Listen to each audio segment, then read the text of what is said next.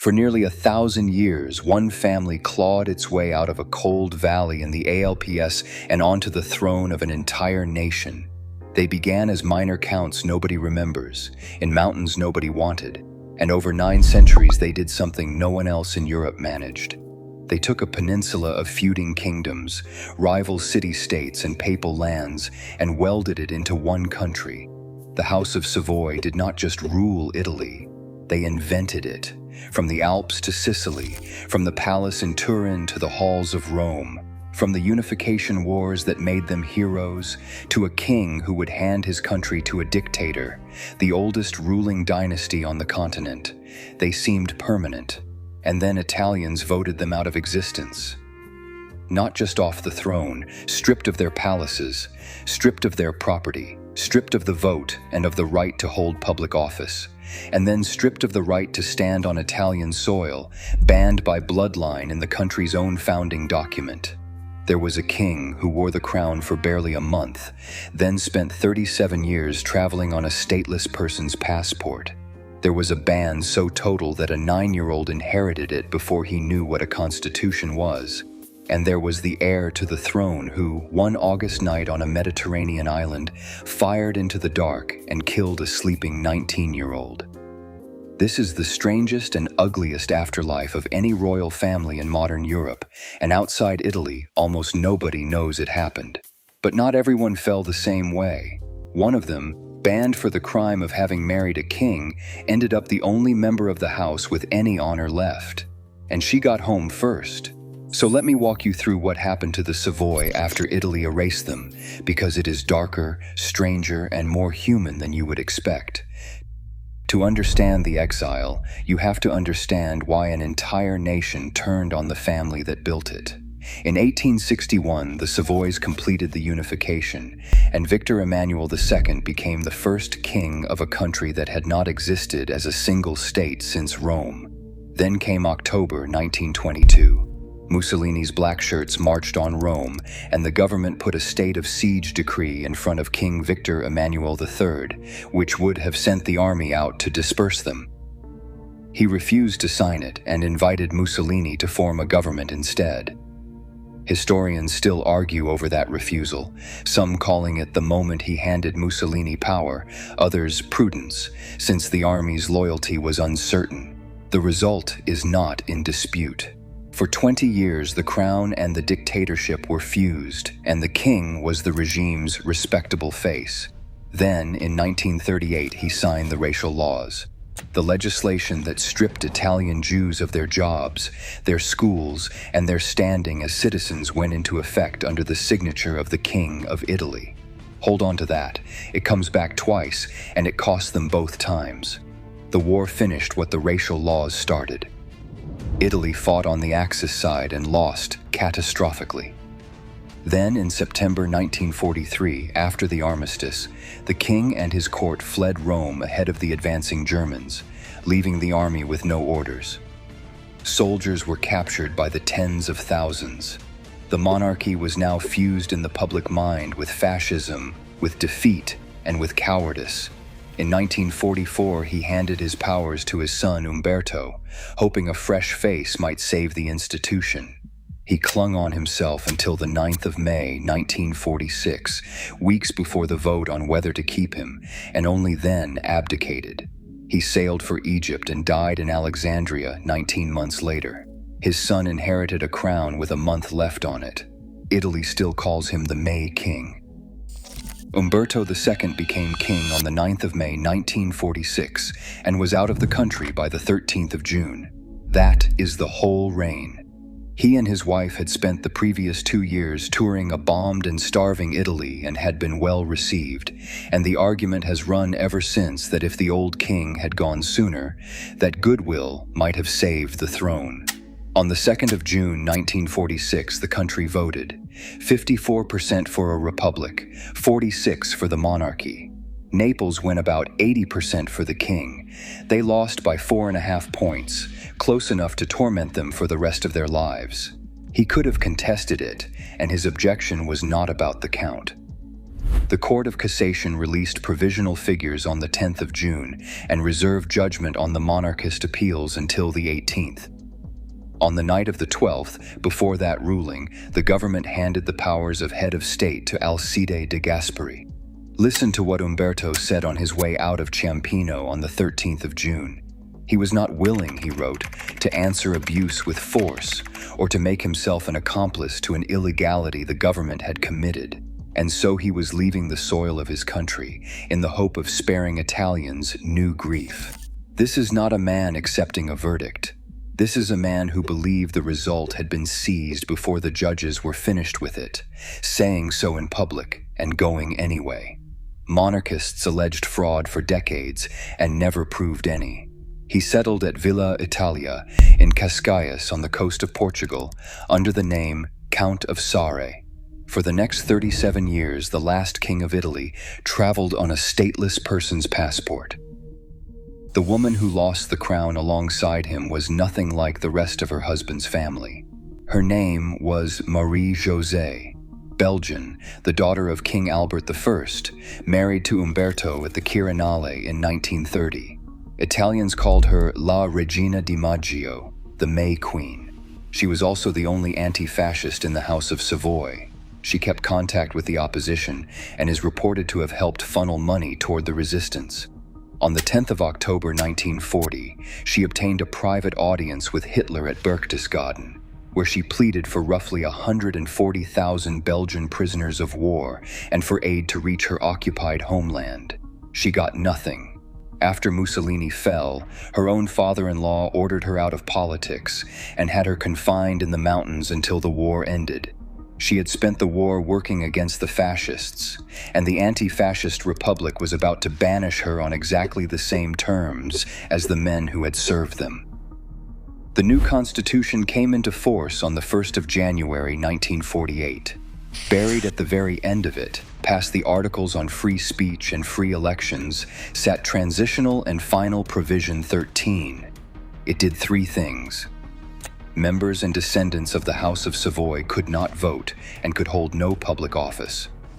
Former kings, their consorts, and all their male descendants were forbidden to enter or reside on Italian territory, and every asset the family held in Italy was seized by the state. Then the Constitution welded the door shut. Article 139 states that the republican form of government cannot be revised. Not by parliament, not by referendum, not ever. Italy did not simply abolish the monarchy, it made restoration impossible. Now look at who the ban caught, because the cruelty is in the detail. It followed the male line, so a Savoy boy inherited banishment at birth.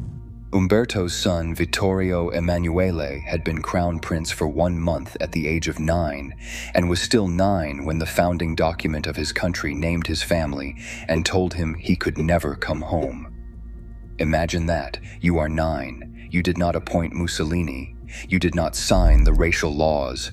You were 4 when your grandfather fled Rome, and a nation has written you out of its own territory in the same document that guarantees everybody else the right to live there. And the ban reached consorts too, which meant it reached Marie-Josée. Imagine spending a war working to bring a dictator down, meeting Hitler face to face to argue for prisoners, and then being banished by marriage by the very people who won. There is one more detail from those weeks, and it is the strangest in the entire story.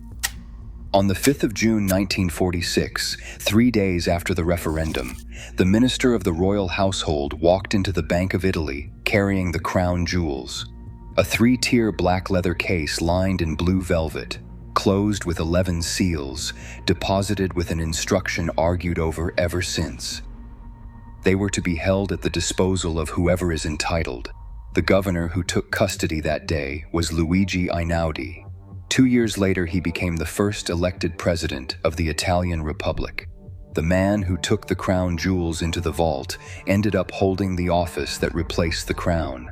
They have never come out. One last thing before the family scatters. Paragraphs 1 and 2 of Provision 13 were repealed in 2002. Paragraph 3, the confiscation, is still in the Italian Constitution today. So the family scattered, and from this moment their stories split in two. Some of them spent the next half-century earning their disgrace. One of them spent it earning her dignity. Start with the disgrace. Umberto is the baseline.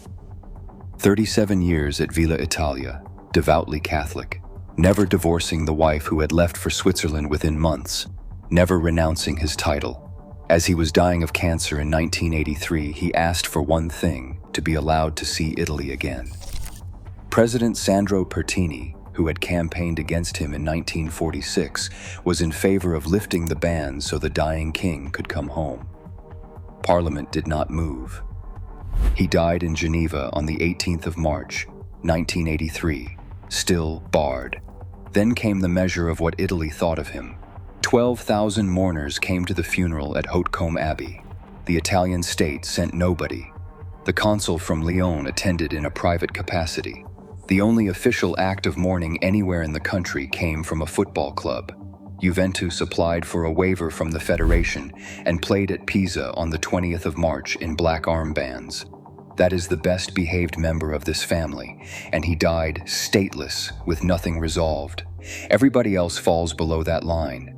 Vittorio Emanuele, Prince of Naples, is known in Italy as the king who never was. Born in 1937, exiled at 9, raised in Switzerland as heir to a throne that had been abolished. He worked as a banker, then an aircraft salesman, then an arms dealer, brokering weapons across Cold War Europe. Sit with that. The rightful king of Italy, according to his own supporters, with no country and no crown, selling arms for a living.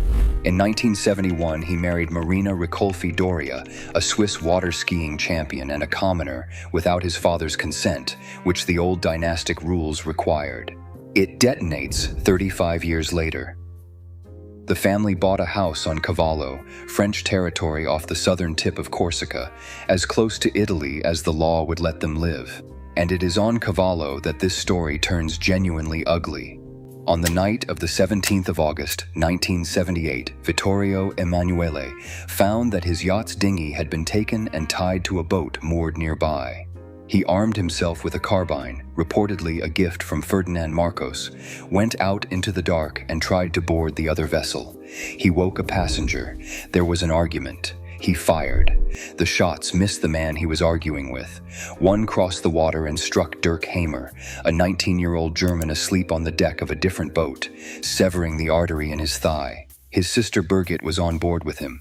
Hamer did not die that night. He died on the 7th of December, 1978, after operation and the amputation of his leg. He had been asleep on a boat. Vittorio Emanuele was taken into custody the next morning, admitted civil liability by letter in August, paid the family 500,000 francs, and was released in October. The proceedings took 13 years. On the 18th of November, 1991, the Assize Court in Paris acquitted him of the fatal wounding and of involuntary homicide, the defense having argued the fatal round could not be tied to his weapon. He was convicted of one thing only: unauthorized possession of the carbine. 6 months suspended for the gun. That is the entire legal consequence of the death of Dirk Hamer. And then, 28 years after the shot, he undid all of it himself. In June 2006, Vittorio Emanuele was jailed in a separate corruption investigation, a matter he was later cleared of. While he was in custody, listening devices recorded him talking to another inmate about the Paris trial. He said he had been in the wrong, and then he said he had fooled them. Fregato duped the French judges. Birgit Hamer spent years fighting to get that recording released. When an Italian newspaper published it in 2011 under a headline saying he had only fooled himself, he sued and lost. And in 2017, Italy's Court of Cassation put on the record that the acquittal did not clear him under every other heading, that his role at Cavallo remained relevant from a civil and an ethical point of view, and that he had no right to be forgotten. A court, in writing, telling the heir to the Italian throne that acquittal is not absolution. If any of this sounds familiar, it is because in 2023, Beatrice Borromeo turned it into a Netflix series, 45 years on.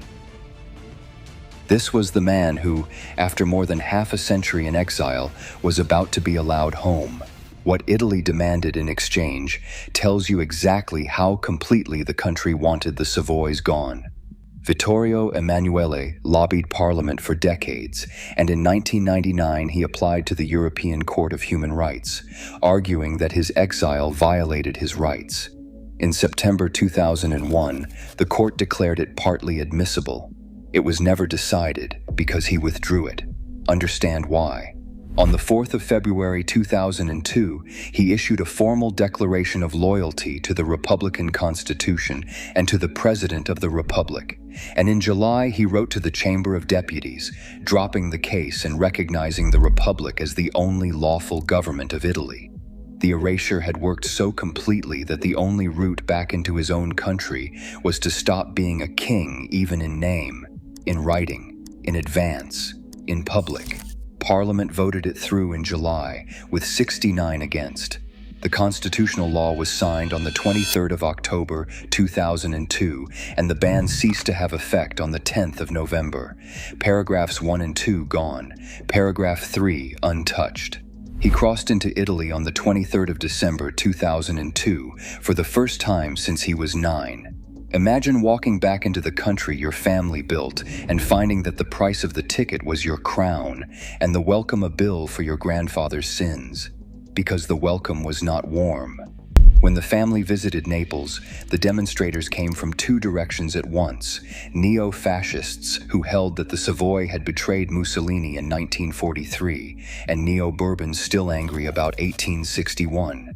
Then, in November 2007, they did something spectacularly ill-judged. Their lawyers sent a 7-page letter to President Giorgio Napolitano and Prime Minister Romano Prodi, demanding compensation for the exile. 260 million euros, plus interest, plus the confiscated property. 5 years after he signed a letter renouncing every claim he had. The reply came from the Prime Minister's office. The state would pay nothing, and might itself seek damages from the ex-royals for their responsibilities in Italian history. Even the rival branch opposed it. And this is where the racial laws come back, because there is a reason Italians reacted the way they did. In May 1997, on national television, Vittorio Emanuele was asked why he would not apologize for the laws his grandfather signed in 1938.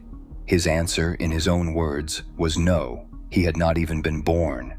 And anyway, those laws were not so terrible. In 2002, needing permission to come home, he called the signature an indelible stain on his family. And on the 27th of January 2005, Holocaust Remembrance Day, he published a letter in the Corriere della Sera asking the Italian Jewish community for forgiveness, 8 years after Not So Terrible, 3 years after Italy let him back in. You would think a family handed that kind of second chance would tread carefully. Instead, they spent the next few years turning a 1,000-year-old dynasty into a punchline, and it started with an actual punch at another king's wedding. On the 22nd of May 2004, Queen Sofia of Spain hosted a private dinner at the Zarzuela Palace in Madrid for the wedding of her son, the future King Philippe VI. 43 guests, most of them crowned heads of Europe. At the end of the evening, they were waiting at the entrance for their cars. Vittorio Emanuele's cousin Amadeo, Duke of Aosta, clapped him on the shoulder and said something like, "Ciao, Vittorio, see you around." Vittorio Emanuele took it as a provocation, raised his voice, and hit him twice in the face. Amadeo stayed on his feet, nose bleeding. The person who steadied him was Anne-Marie, the exiled Queen of Greece, and Amadeo told it that way for the rest of his life. Marina Doria led her husband out, then came back to apologize on his behalf. Queen Sofia is said to have watched and said, "Never again in my house." Two claimants to a house that had not ruled anything in 58 years, throwing punches at a real king's wedding, 18 months after Italy let them home.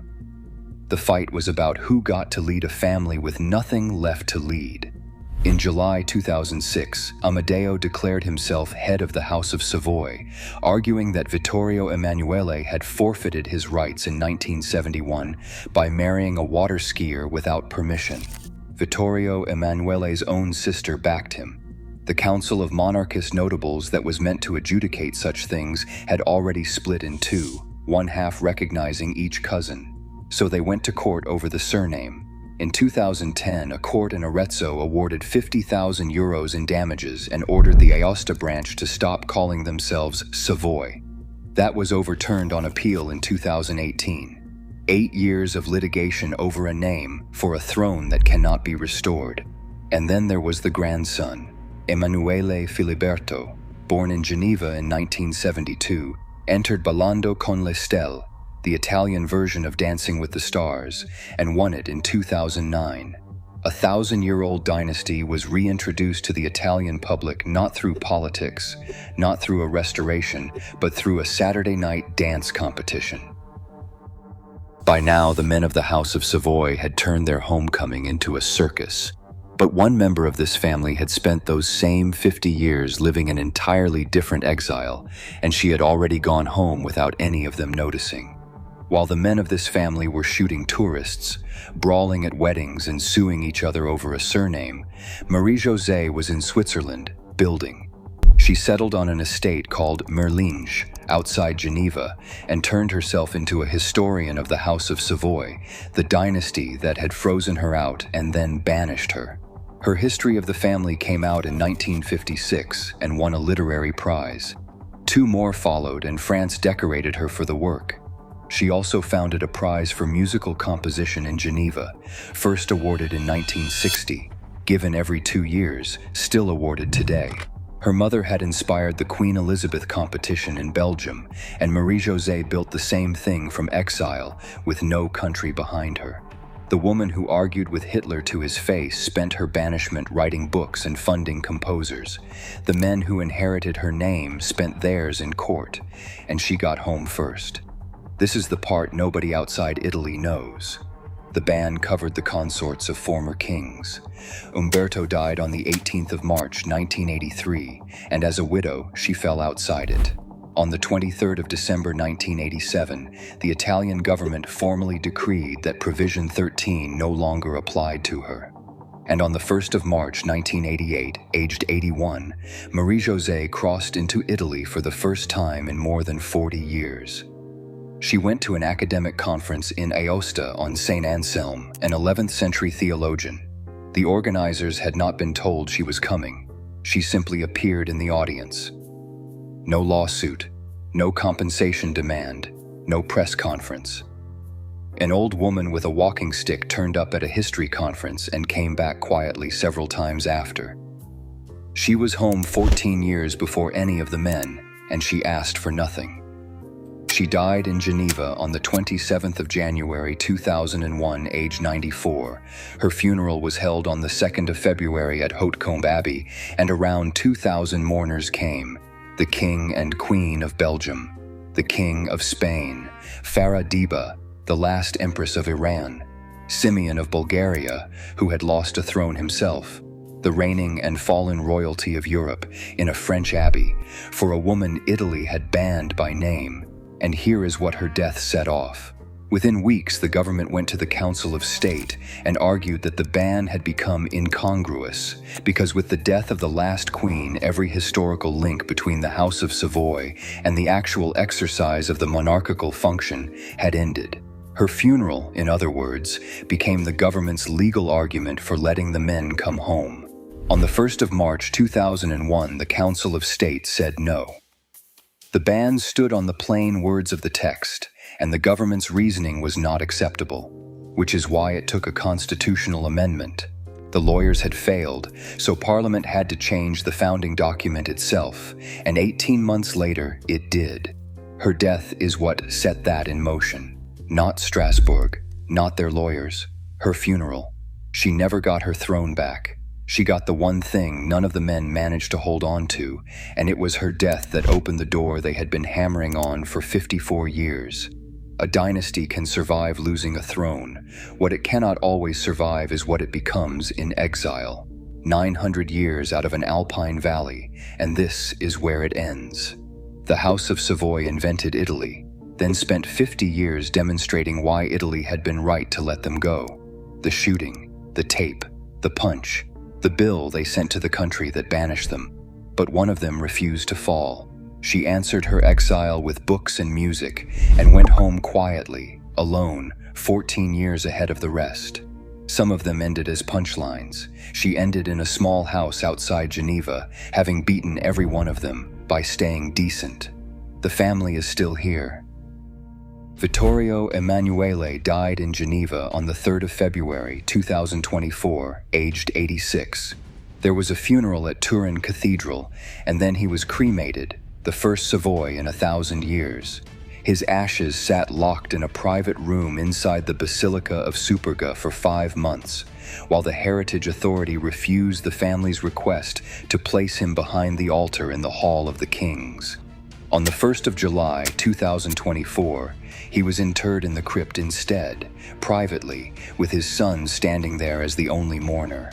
The man who fought 56 years for the right to stand in Italy waited another 5 months for the right to be buried in it. The officer who guards the royal tombs at the Pantheon, a monarchist and no critic, called him an unlucky figure who could not find peace even after death. His son, Emanuele Filiberto, heads the house now, disputed as ever. In 2019, his father decreed away 1,000 years of male-only succession so his granddaughter Vittoria could inherit. Her branch calls her the first female heir in the family's history. The other calls the decree totally illegitimate, and the crown jewels are still in the vault. The family sued, and on the 15th of May, 2025, a court in Rome ruled they had never been the family's property. The deposit record called them goods of the crown, and the crown was an institution, not a person, so they belonged to the state. 79 years, 11 seals, and a judge finally answered the question of who was entitled. The answer was the Italian people, in a judgment handed down in their name. The family has appealed and says it will go to Strasbourg. If you made it this far, hit subscribe. It genuinely helps the channel keep making these. And tell me what you think below, because I cannot decide. Was that ban justice, or did it punish the one person in that family who least deserved it? I'll see you in the next one.